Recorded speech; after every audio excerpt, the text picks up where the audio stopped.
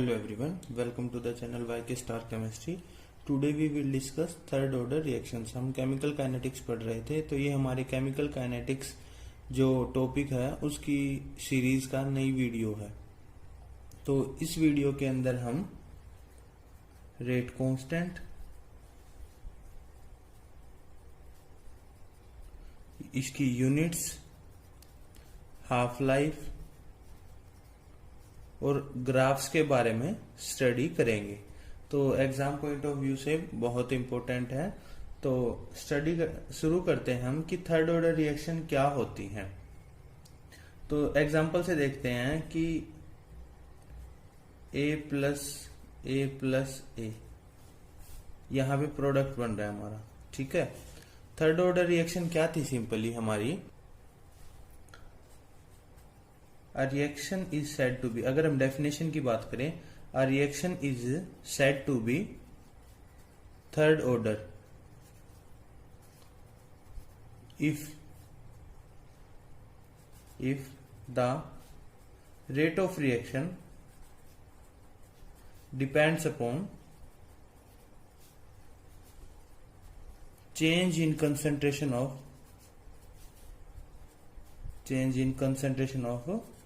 three reactants, कि आपकी जो रेट ऑफ रिएक्शन है वो तीन रिएक्टेंट पे की कंसंट्रेशन पे डिपेंड करेगा। तो हमारी वो क्या क्या हो सकती है? जब आपके तीनों जो रिएक्टेंट हैं सेम है, उनसे प्रोडक्ट बन रहा है हमारा। या फिर इसके अलावा क्या हो सकता है कि आपके दो रिएक्टेंट तो सेम है। अगर हम दूसरे केस की बात करें कि आपके दो रिएक्टेंट तो सेम है, ठीक है, और एक हमारा अलग रिएक्टेंट, तो उस दौरान भी हमारा क्या होगा? थर्ड ऑर्डर रिएक्शन होगी। या फिर कैसे हो सकता है? हम इसको लिख सकते हैं 2A प्लस बी, ये है।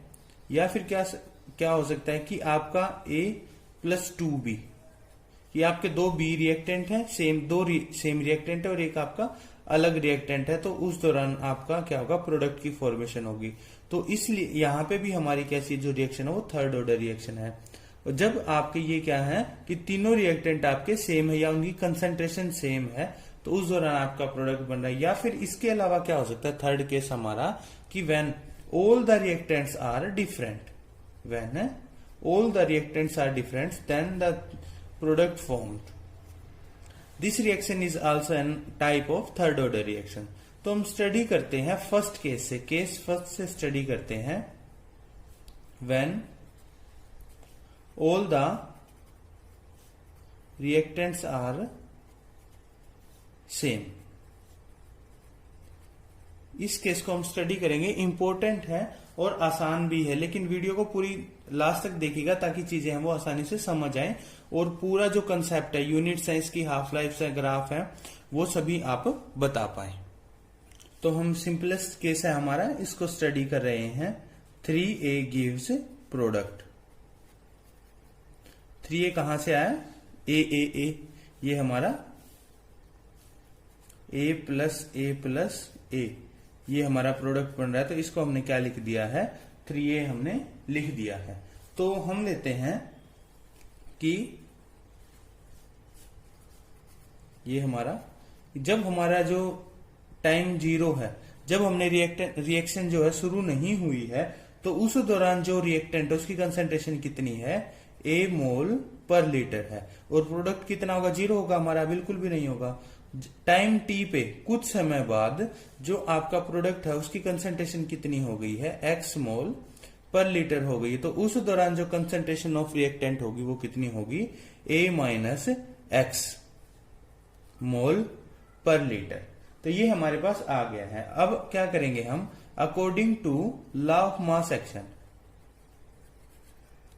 According to law of mass action, अगर मास एक्शन के बारे में आपको नहीं पता है तो इसकी काइनेटिक्स के अंदर हमने शुरू में इसको पढ़ा था। प्लेलिस्ट का लिंक आपको वीडियो के अंदर मिल जाएगा, वहां से आप जितनी भी वीडियोस हमने पढ़ी है वो सारी आप वहां से देख सकते हैं। तो according to law of mass action, rate of reaction क्या होगी? Rate of reaction at time t क्या होगी? dx upon dt is directly proportional to concentration of reactant की पावर 3। क्योंकि हमारा जो रिएक्शन है ये, ठीक है, a की पावर 3 हो गई है। अब टाइम t के अकॉर्डिंग कर रहे हैं हम, टाइम t पर किसी भी, तो उस दौरान कंसंट्रेशन ऑफ a कितनी है, is directly proportional to a की जगह हम a माइनस एक्स लिख सकते हैं, ठीक है, a माइनस एक्स का क्यूब। तो अब हम साइन ऑफ प्रोपोर्शनलिटी को रिमूव करेंगे तो क्या आएगा यहाँ पे, dx upon dt is equal to k into concentration of a minus x का cube, where k is equal to rate constant, और क्या होता है रेट कांस्टेंट को हम और क्या बोलते हैं, वेलोसिटी कांस्टेंट। इस टर्म को भी ध्यान रखिएगा क्योंकि कई बार आपसे पूछ लिया जाता है कि वेलोसिटी कांस्टेंट है, उसको बताइए। तो हमारे पास ये आ गया है, यहां से ये इक्वेशन हमारे पास आ गई है कि dx upon dt is equal to k into a minus x का क्यूब। अब हम क्या करते हैं, सेम वेरिएबल्स को एक तरफ ले आते हैं, तो क्या इक्वेशन होगी, dx upon a minus x का cube is equal to k dt। ये आ गया हमारे पास, ठीक है। अब हम क्या करेंगे, ऑन इंटीग्रेशन, ये तो हमने क्या लिया था, किसी टाइम t के लिए लिया था। अगर हम पूरे प्रोसेस की बात करें तो जब क्या होगा यहाँ पे चेंज, रेट ऑफ रिएक्शन क्या होगा, तो उसके लिए जब हम इसकी इंटीग्रेशन करते हैं तो क्या होगा, dx upon a minus x का क्यूब, क्योंकि ये चीजें चेंज हो रही है, is equal to k dt। यहाँ पे आप देख रहे हैं कि हमने k को इंटीग्रेशन के अंदर नहीं लिया है, क्यों, क्योंकि k क्या है आपका, कांस्टेंट है। तो जब हम इसकी इंटीग्रेशन करेंगे तो हमारे पास क्या रिजल्ट आएगा, 1 upon 2 into a minus x का स्केयर। तो ये हमारे पास is equal to k t plus सी क्या है हमारा, इंटीग्रेशन कांस्टेंट है, सी क्या है हमारा, इंटीग्रेशन कांस्टेंट है। तो अब इसको सोल्व करने के लिए हम क्या करेंगे कि जब टाइम 0 था, at time is equal to 0, कहने का मतलब जब हमारी रिएक्शन शुरू नहीं हुई थी तो उस दौरान x कितना था, x था 0, क्योंकि हमने देखा था कि जब टाइम 0 था तो उस दौरान सिर्फ हमारा रिएक्टेंट था, और x क्या है हमारी कंसंट्रेशन ऑफ प्रोडक्ट। तो उस दौरान प्रोडक्ट तो बिल्कुल बना ही नहीं था, तो इसलिए हमने x की कंसंट्रेशन क्या आएगी उस दौरान, टाइम 0 पे 0, ठीक है।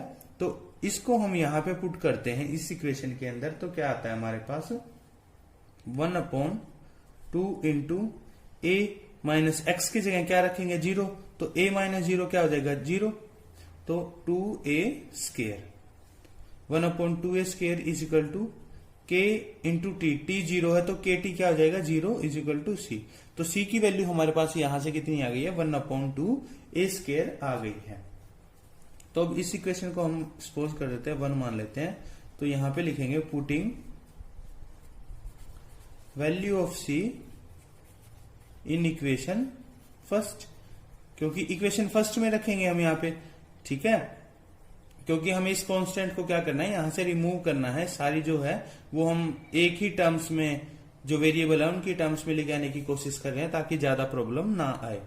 तो यहां पे क्या आएगा, 1 upon 2 into a minus x square is equal to k t plus 1 upon 2a square, ठीक है। के टी क्या होगा, क्योंकि हमें रेट कांस्टेंट फाइंड आउट करना है तो हम क्या करेंगे, के को एक तरफ लेके आने की कोशिश करेंगे। तो k t is equal to 1 upon 2 into a minus x square minus k 1 upon 2a square आ जाएगा, क्योंकि हमें के की वैल्यू फाइंड आउट करनी है तो हमने इन टर्म्स को एक तरफ रख लिया और इन सभी को एक तरफ कर लिया है। अब हम इक्वेशन को सोल्व करेंगे ताकि जो रिजल्टेंट है हमारा वो आ सके आसानी से। जब हम इसको सोल्व करते हैं तो क्या करेंगे, हम ये हमारे पास आया, इसका हम एलसीएम लेंगे तो हमारे पास एलसीएम क्या आएगा, ए square into a minus x का स्केयर, ठीक है। तो जब एलसीएम लेने के बाद क्या होगा, ए स्केयर माइनस ए माइनस एक्स स्केयर यहाँ पे आ जाएगा, क्योंकि ए स्केयर से ए स्केयर कैंसिल आउट हो जाएगा और यहाँ पे ए स्केयर, फिर यहाँ पे ये ए स्केयर से ए स्केयर और ए माइनस स्केयर इंटू 1 ए माइनस एक्स का स्केयर आ जाएगा। तो ये आने के बाद हम a माइनस बी का जो है फार्मूला उसको यूज करते हैं यहाँ पे। a माइनस बी का होल स्केयर क्या होता है, यहां पे लिखते हैं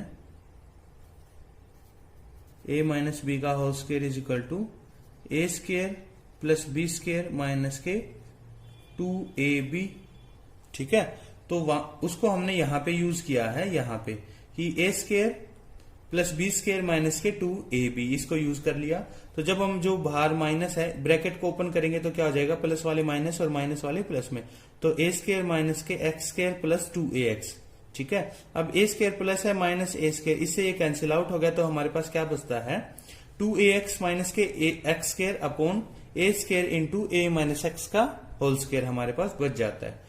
तो हम यहां से क्या करेंगे, एक्स को कॉमन लेते हैं और आता है 1/2 into x into 2a minus x upon 2a upon a square into a minus x का होल स्क्वायर, हमारे पास जो रिजल्टेंट है वो आ जाता है।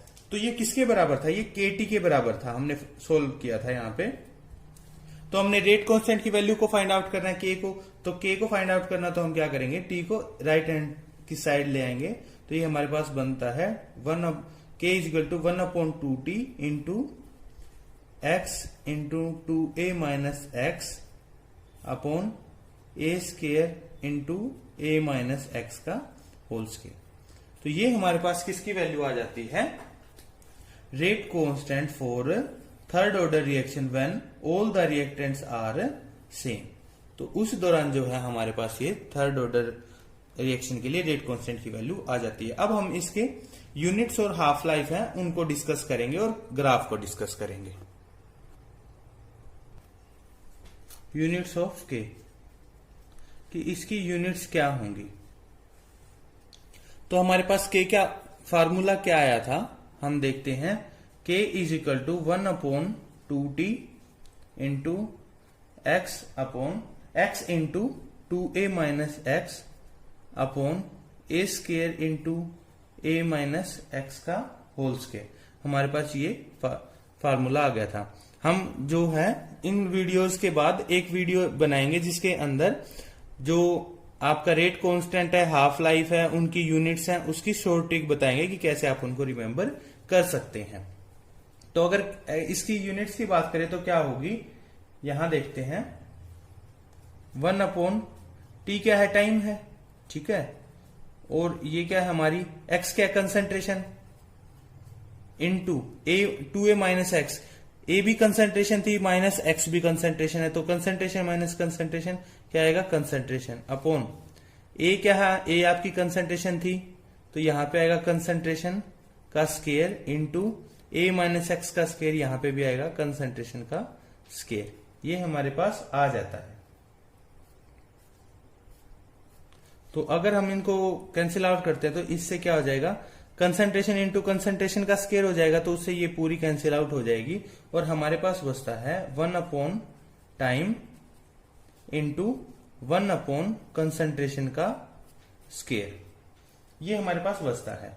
तो इसको अगर हम लिखना चाहें तो क्या आएगा, टाइम इनवर्स कंसंट्रेशन -2। अब कंसंट्रेशन है उसको हम किस में ले लेते हैं, मोल पर लीटर में होती है हमारी, ठीक है। मोल पर लीटर में कंसंट्रेशन होती है और टाइम को हम सेकंड में कंसीडर करते हैं यहां पे। तो यहां पे हमारे पास क्या हो जाएगा, मोल पर litre square into second inverse. तो ये बन जाती है हमारे पास mole square litre in -2 into second inverse. Sorry, ये क्या होगा, यहां पे -2 थी तो यहां पे भी -2, तो क्या होगा मोल -2 और -2 इंटू -1 क्या हो जाएगा, +2। तो हमारे पास क्या आएगा, जो रिजल्टेंट आएगी मोल -2 लीटर स्क्वायर सेकंड इनवर्स। ये हमारे पास वैल्यू आ जाती है किसकी, रेट कांस्टेंट की यूनिट्स की फॉर थर्ड ऑर्डर रिएक्शन। तो इसके बाद हम अगर इसके एग्जाम्पल्स की बात करें कि एग्जाम्पल्स क्या क्या होंगे इसके, तो एग्जाम्पल्स जो हैं मोस्टली जो आपका NO है, नाइट्रिक ऑक्साइड है, उसकी जो रिएक्शंस होती हैं वो थर्ड ऑर्डर की रिएक्शन है। Examples of third order reaction, और ये क्या होती है, मोस्टली गैसियस रिएक्शन है। तो देखते हैं कि जो आपका नाइट्रिक ऑक्साइड है उसकी रिएक्शन किसके साथ, क्लोरीन के साथ, क्या बनेगा हमारा 2NoCl। क्लोरीन हो सकता है, यहाँ पे ब्रोमीन हो सकता है, आयोडीन हो सकता है, या फिर आपका हाइड्रोजन है। इनके क्लोरीन है, ब्रोमीन है, हाइड्रोजन है, ऑक्सीजन है, इनके साथ और देख लेते हैं ऑक्सीजन के साथ क्या होगी। तो यहां पे बनता है 2NO2। ये जो रिएक्शन है किसका एग्जांपल है, थर्ड ऑर्डर रिएक्शन का। सिर्फ जो नाइट्रिक ऑक्साइड है वही आपका दिखाता है मोस्टली। इसके अलावा एक रिएक्शन और भी है, इसके अलावा वो है आपकी रिएक्शन ऑफ रिडक्शन की है फेरिक क्लोराइड का स्टेनस क्लोराइड के साथ। 2FeCl3 प्लस SnCl2, ये कैसी होगी 2FeCl2 प्लस SnCl4। ये भी आपकी कैसी है, थर्ड ऑर्डर रिएक्शन का एग्जाम्पल है। तो बहुत कम है, रेयर है। इसका भी हम रीजन पढ़ेंगे अगली वीडियोस में कि जो आपकी जैसे जैसे ऑर्डर ज्यादा होता चला जाएगा वैसे वैसे जो रिएक्शंस हैं उनकी प्रोबेबिलिटी कम होती चली जाती है। तो इसको भी पढ़ेंगे हम नेक्स्ट वीडियोस में कि क्या कारण है इसका। यहां तक हमने देख लिया, अब हम इसके हाफ लाइफ की बात करते हैं और ग्राफ्स की बात करते हैं। हाफ लाइफ क्या होती है कि सबको पता भी होगा आपने, क्योंकि फर्स्ट ऑर्डर सेकंड ऑर्डर पढ़ी होंगी, मैं ऐसा मानता हूं कि अगर नहीं पढ़ी है तो जाके जरूर देखिएगा उनको। वीडियो के डिस्क्रिप्शन में लिंक मिलेगा आपको कि हाफ लाइफ क्या होती है। जब आपका हाफ ऑफ द जो रिएक्टेंट है वो रिएक्ट हो चुका है, या हम बोल सकते हैं 50% जो रिएक्शन आपकी कंप्लीट हो चुकी है, तो उसको हम T.5 से या T से 1/2 से शो करेंगे। और उस दौरान एक्स क्या हमारा प्रोडक्ट था, तो प्रोडक्ट की कंसंट्रेशन कितनी होगी, A/2 होगी, क्योंकि हम बोलते हैं कि जो 50% रिएक्शन है वो कंप्लीट हो चुकी है, या फिर आपका 50% जो रिएक्टेंट है वो यूज हो चुका है। तो जो K है उसका फार्मूला था 1/2T into x into 2A minus x upon A square into A minus x का होल स्केयर। अब यहां पे क्या करेंगे, हम x की जगह A/2 रखेंगे और t की जगह क्या रखेंगे, T12। K is equal to 1/2 T.5 into x की जगह A/2 into 2A minus A/2 upon A square into A minus A/2 का होल स्केयर। ये हमारे पास आ जाता है।